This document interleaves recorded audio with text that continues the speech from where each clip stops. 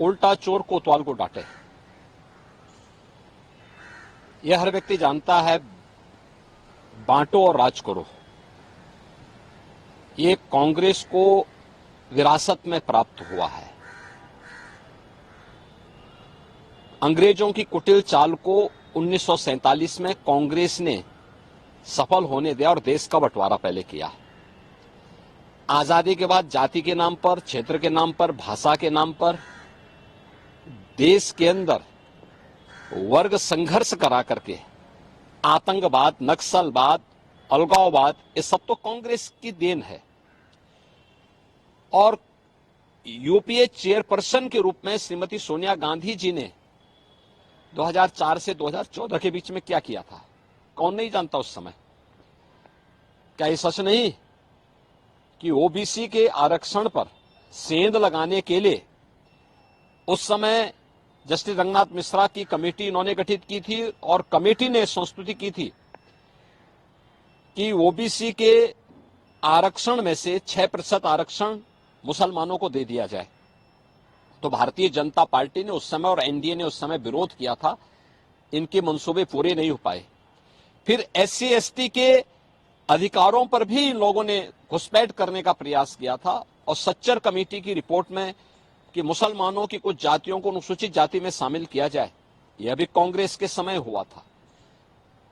तो कांग्रेस उस समय, एनडीए और बीजेपी ने इसका विरोध किया था, कांग्रेस के मंसूबे पूरे नहीं हो पाए। आज जब 2024 का लोकसभा का सामान्य चुनाव चल रहा है, इस चुनाव में कांग्रेस क्या कर रही है, कांग्रेस का मैनिफेस्टो क्या कहता है? मैनिफेस्टो ही विभाजनकारी है, भारत को वर्ग संघर्ष की ओर ले जाने वाला है,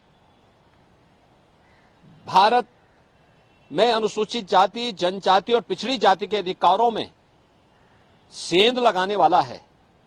कांग्रेस के मंसूबे पूरे नहीं हो पाएंगे और कम से कम श्रीमती सोनिया गांधी जी को सच बोलने की आदत डालनी चाहिए। चुनाव के दौरान जनता की आंखों में धूल झोंक करके अब ये देश की सत्ता नहीं हथिया पाएंगे, क्योंकि पूरा देश मोदी जी के नेतृत्व में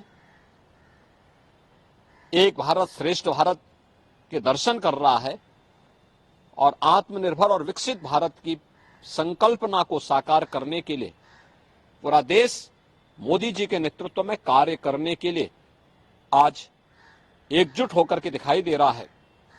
कांग्रेस को इस प्रकार का सफेद झूठ नहीं बोलना चाहिए। सर, हम ये कह सकते हैं कि पूर्व में कांग्रेस की जो सरकारें रही, चाहे उससे आतंकवाद हो, उग्रवाद हो, नक्सलवाद हो, ये सब कुछ भी देश ने देखा है। आज जो नफरत की बात कर रहे हैं, 10 साल मोदी जी की सरकार में जो सवाल, कश्मीर में धारा 370 कश्मीर एक कांग्रेस ने लगाई थी।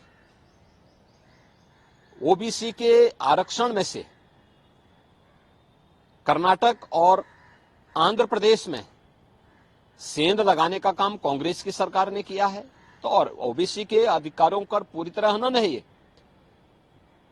देश के अंदर जाति राजनीति को, क्षेत्र और भाषाई आधार पर समाज को बांटने की कुत्सित चेष्टा कांग्रेस ने की थी। अपने मैनिफेस्टो में जिस प्रकार की बातों को कांग्रेस ने उल्लेख किया है, यह भारत की सनातन आस्था पर प्रहार तो है ही, समाज में वर्ग संघर्ष की स्थिति को पैदा करने वाला है। और मुझे लगता है कांग्रेस के मंसूबे भारत की जनता कभी पूरा नहीं होने देगी, क्योंकि विभाजनकारी जो राजनीति है यह किसी के हित में नहीं है। और मुझे लगता है कि आज जब विकसित भारत के लिए पूरा भारत, पूरी देश की जनता मोदी जी के नेतृत्व में संकल्पित होकर के भारतीय जनता पार्टी और एनडीए को अपना समर्थन दे रही है, उन स्थितियों में अब कांग्रेस की दाल नहीं गलने वाली है। सर, हम ये कह सकते हैं मिसेस गांधी जो एक बात तो कह रही है कि उनका न्याय पत्र जो है इस बात की गारंटी है, श्रमिकों को, महिलाओं को, आदिवासियों को, देश को सुरक्षा की गारंटी है। कितना आप लगता है कि जनता इस बात, देखिए, तो अपने आप में हास्यास्पद है। ये न्याय नहीं, भारत के प्रति, अनुसूचित जाति, जनजाति और पिछड़ी जाति के प्रति, भारत की सनातन आस्था के प्रति अन्याय पत्र है। मुस्लिम लीग का एक नया वर्जन ये आया है, कांग्रेस का घोषणा पत्र। देश की सबसे पुरानी राजनीतिक दल कांग्रेस का घोषणा पत्र मुस्लिम लीग का प्रतिनिधित्व करता हो, इससे ज्यादा शर्मनाक दूसरा नहीं हो सकता।